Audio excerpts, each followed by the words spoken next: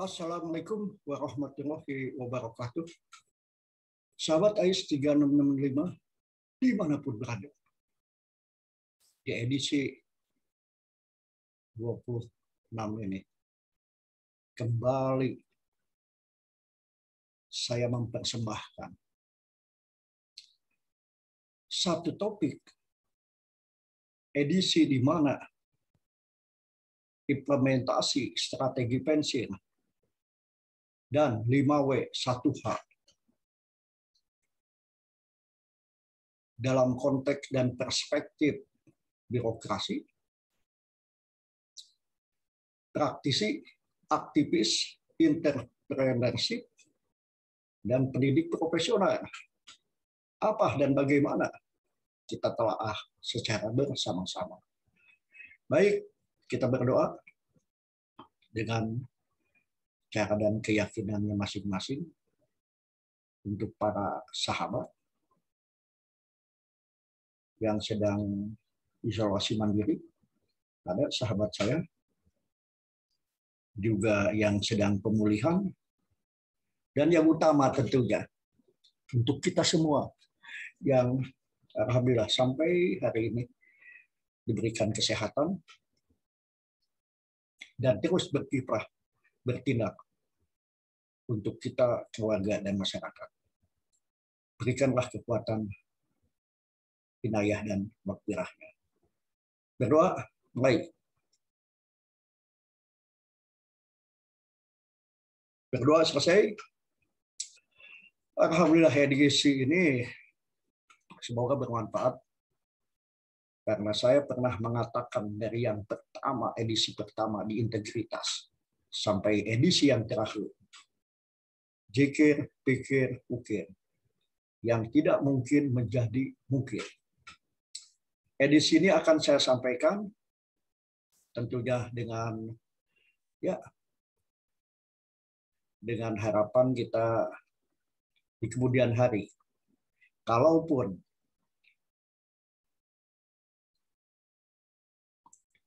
kita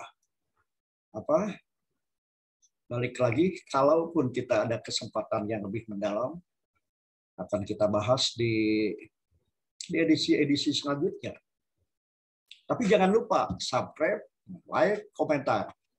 Dan kalaupun kawan-kawan berkeinginan untuk FGD, baik di konteks birokrasi, aktivis, praktisi, maupun entrepreneurship dan pendidik, kawan-kawan jangan sungkan. Anda bisa ketik, ya, Anda bisa WA, ada 4 orang lebih, ayo kita membahas sesuai komunitas teman-teman.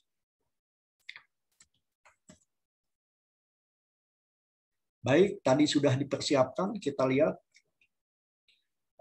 Mudah-mudahan tidak ada halangan ya. Oke. Baik, kawan-kawan, sekali lagi, bagi yang baru masuk dan ada keinginan untuk lebih mendalam, kita bisa Zoom. Dalam konteks komunitas Anda sebagai birokrasi boleh, sebagai aktivis boleh, sebagai praktisi boleh, entrepreneurship dan pendidik pun boleh. Mari kita lihat. Tentunya telaahan dan implementasi ini, insya Allah, semua sudah saya mainkan. Bahkan hari Minggu pun, hari Minggu, bahkan besok. Bahkan tadi, saya sudah ketemu dengan tokoh-tokoh masyarakat yang ingin dan menginginkan sesuatu yang lebih besar dalam konteks pribadi dan manfaat untuk orang banyak. Implementasi ya terapan. Bagaimana strategi pensiun dan 5W 1H sudah saya sampaikan. Tapi di implementasinya bagaimana? Mari kita lihat. Birokrasi, saya sekarang punya pemahaman. Sahabat saya masa lalu yang sudah jadi menteri, gubernur, menyampaikan, Anda sekolah apapun, SMP, SMA, SD, SMP, SMA, bahkan S1 sampai S3, Anda akan dihadapi kepada pilihan birokrasi, praktisi, aktivis, entrepreneurship, dan pendidik. Ayo kita bedah satu persatu. Birokrasi bisa dua, saya selalu mengatakan bisa dua. Tapi kita lihat menurut ahli adalah sebuah organisasi. Organisasi ya diorganisir, siapa inisiatornya. Tapi yang penting dia mempunyai ajas pemerintahan. Saya selalu sudut pandang kita dua ya. Anda sebagai birokrasi pemerintah ingin membedah bagaimana strategi pensiun, sepeser pun tidak ada ya. Baik para aktivis sepeser pun tidak ada dan tidak perlu memberikan kepada saya ya jasa dan sebagainya. Kalau berkeinginan dan insya Allah segala sesuatu yang dihasilkan dan kalaupun mau akan saya hibahkan untuk organisasi yang akan saya bentuk. Apakah itu nantilah ya. Masa lalu saya tidak pernah bermain di birokrasi, tapi birokrasi partai politik, di birokrasi yayasan, dan di birokrasi organisasi non-profit. Tapi kita coba pahami bahwa birokrasi hakikatnya ada sebuah pemerintahan yang modern. Poin yang kedua ada pelaksanaan berbagi tugas yang sifatnya spesialisasi. Maka ada tupoksi, tugas pokok dan fungsi. Manajemen situasinya selalu dan selalu ada sistem pengadministrasian. Khususnya oleh aparatur pemerintah. Khususnya pemerintahan identik dengan bagaimana ada visi, misi, kegiatan. Apapun bentuknya birokrasi, baik pemerintah maupun non-pemerintah, tetap ada tujuan yang tertulis di anggaran dasar, anggaran rumah tangga. Kalau organisasi di luar pemerintah, ya, dan bisa berbadan hukum ataupun tidak, itu nantilah ya. Kita bedah yang kedua. Aktivis, aktivis siapapun orangnya, baik dia berbingkai masyarakat, tokoh masyarakat maupun militer maupun apapun, dia orang yang aktif, ya, mensinergikan dan bagaimana dia bisa mendorong terjadinya sesuatu dari sebuah ide. Nanti kita lihat strategi pensiun dan 5W1. Aktivis itu dia tentunya kalau PNS tentara dia menggerakkan masyarakat dan dia diminta tidak minta menjadi penasehat, pengayom biasanya. Atau kalaupun tidak dia akan tetap memberikan advice. Tapi aktivis yang murni, dia bisa bersinergi dengan siapapun. Baik. Yang ketiga, mendorong berbagai kegiatan di dalam organisasinya, dan dia adalah inisiator, menjadi penggerak. Ya, saya sambil cek dulu kenapa dan mengapa tidak ada. Oh, berarti saya kalau begini bisa sambil ngopi. Berarti nggak ada fotonya, nggak apa-apa ya. Baik kawan-kawan, saya teruskan lagi. Ternyata kalimat apapun saya ulangi, kita belum kaji dari sisi implementasinya, tapi kita pemahamannya dulu. Kalau seseorang, ya, para aktivis bertemu dengan para aktivis, terjadilah sesuatu yang amat luar biasa, termasuk Indonesia merdeka. Ya, jadi nantilah berbagai kegiatan sehingga organisasi bergabung menjadi dengan para organisasi, seseorang itu bisa menjadi banyak orang. Nah itu nantilah ya, kita bedah dulu. Bedah dulu apa sih? Oh, jadi lupa Bapak juga ya. Nggak apa-apa ya. Tadi aktivis, sekarang apa sih dan bagaimana praktisi? Praktisi itu sederhana. Orang yang diberikan wewenang. Kalau saya sederhananya, dia punya amanah. Dari perencanaan bersama. Perencanaan para birokrat, perencanaan para aktivis, maka jatuhlah kepada seorang praktisi. Tapi bagaimana ada 10 praktisi, tapi jiwanya apa? Aktivis juga, itu nantilah ya. Yang penting jiwa yang pertama birokrasi, kedua berjiwa sebagai aktivis, ketiga praktisi. Nah ini yang keempat yang menarik. Mudah-mudahan kawan-kawan mengukur diri kita sebenarnya ada di mana. Seorang entrepreneurship, kewirausahaan, dia punya kemampuan dari proses kreativitas inovasi menciptakan apa? Perubahan ekonomi, pemberdayaan masyarakat, perubahan kepentingan apapun, ipolek, sosbud. Maka seorang entrepreneurship itu kita sudah bahas di edisi kewirausahaan, dia mampu dan bisa menghidupi orang banyak dan dia ikut hidup. Kemampuan seorang entrepreneurship mampu dan bisa memanfaatkan peluang sumber-sumber yang ada untuk apa? Kembali. Kalau dia jiwa birokrasi, kalau dia jiwa aktivis, dan dia jiwa praktisi, membuat sebuah perubahan. Untuk siapa? Untuk orang banyak. Dan keluarga dan pribadinya. Pembicara agama, harkat martabatnya akan naik. Ya. Baik. Ada nilai tambah bagi diri sendiri dan orang lain. Nah ini, entrepreneurship itu ada nilai tambah. Hari ini ada seorang supir yang nembak ke saya, nembak pakai WA maksudnya ya. Pak, saya menjual beras harga 11.500 per kilo. Saya kemas dengan 5 kilo, 10 kilo, sampai 20 kilo. 25 keuntungannya akan saya serahkan dan akan saya bagi untuk lingkungannya. Hebat nggak seorang supir pelep, supir HIS di masa corona, tour and travel kosong, tapi dia mampu bersinergi.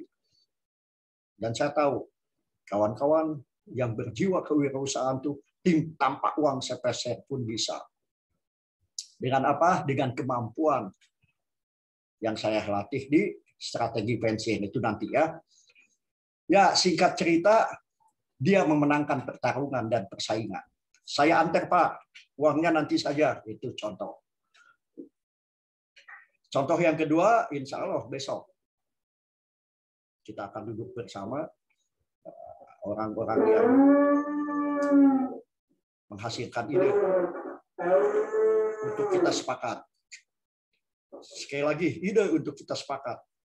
Jam 16 atau jam 4 sore kita akan bertemu. Memenangkan pertarungan untuk apa? Untuk orang banyak. Nah ini yang menarik. Saya sampaikan sahabat-sahabat AIS 3665. Saya punya contoh.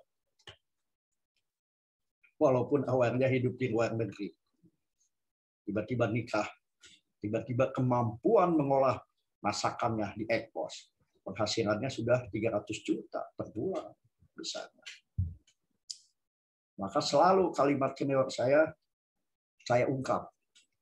Ke depan Anda tidak teriak-teriak lagi apa yang sudah didapat di sekolah. Tapi bagaimana diri kita mampu dan bisa menjadi mampu untuk mendidik lingkungannya. Dua, mengajar kehidupan di dunia informal, formal maupun non formal.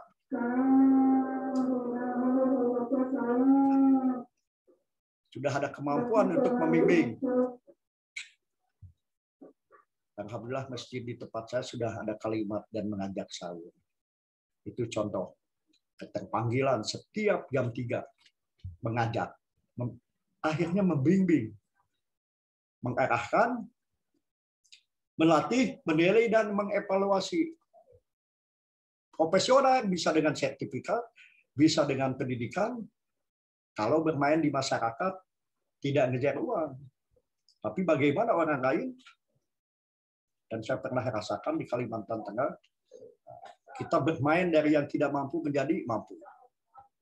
Ayo kita lihat, kita kaitkan lagi. Tentunya sudut pandang sahabat-sahabat saya AIS 3665. Kembali Anda di posisi mana dari 5 poin tersebut. Mainkan langkah strategi pensiun. Kemampuan untuk dan bagaimana mengenalkan produk kepada publik melalui media. Ada yang lewat YouTube, ada yang lewat tulisan, ada yang selalu tidak berhenti menawarkan mobil dan sebagainya. Ada 3 tahun saya terus ditawarin jiwa marketingnya. Ada yang kedua, memanfaatkan momen untuk membentuk citra dengan membuat momen Hari Kartini. Kembali ke sudut pandang kawan-kawan sebagai birokrasi, bagaimana memanfaatkan strategi pensiun ini. Sebagai aktivis, nanti kita bedah di FGD, kita umum dulu. Nah, kemampuan bagaimana sebuah ide menjadi sebuah berita disebarkan. Dengan proposal, cara mencari dana, atau mencari dukungan, dengan rekomendasi, disampaikanlah. Lambat laun, masuklah di yang keempat, pensiun, C, kultur, komunitas. Bagaimana masyarakat merasa memiliki inisiatif tersebut, gagasan tersebut. Termasuk program stunting pemerintah atau apapun programnya, bagaimana program itu menjadi kebutuhan semua orang. Maka dibutuhkan kemampuan untuk pekerjaan publik relationship, menjalin hubungan dan media. CSR, kemitraan, kemampuannya adalah negosiasi lobby. Bagaimana menjadi kemitraan? Bagaimana pihak-pihak lawan pihak perlu kita rangkul menjadi kawan. Maka happy endingnya modal sosial relationship menjadi kemampuan untuk bermanfaat bagi kepentingan dan kesejahteraan sosial. Bagaimana implementasinya kita bedah sebelumnya kepada kembali rumus 5W1H. Apa sih kegiatan yang akan kita lakukan? Mengapa itu dan harus dilakukan? Siapa pendukungnya?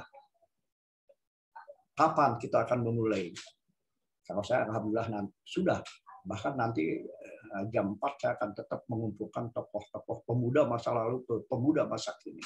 Untuk dan bagaimana gagasan bersama menjadi gagasan orang banyak. Bersama 7 orang. Di mana ya insya Allah di tempat saya. Bagaimana bentuknya? Strategi pengambilan keputusan. Maka rohnya tetap akan saya sampaikan. Awalnya kita bermain rumus 5W1H itu di jurnalistik, penelitian, aktivitas, singkat cerita. Alat kontrol kita tetap 5W1H. Baik, sahabat-sahabat, dimanapun berada.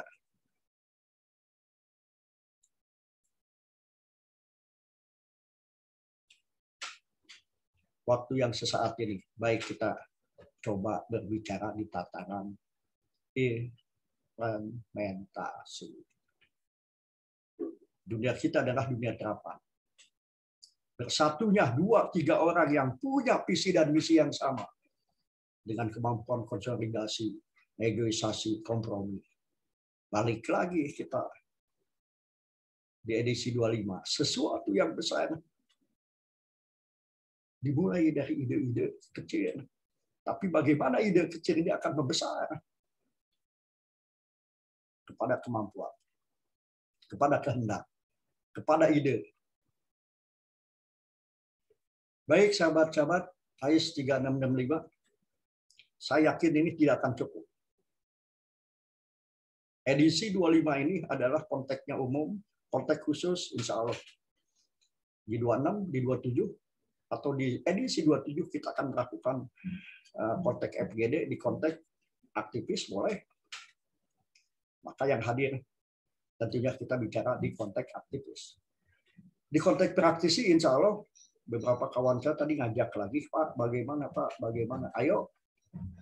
Maka AIS 3665 dimanapun berada, kalaupun kawan-kawan ada dan berkeinginan untuk melaksanakan fokus group study di dalam konteks yang kecil ingin menjadi besar, silahkan jangan sungkan-sungkan.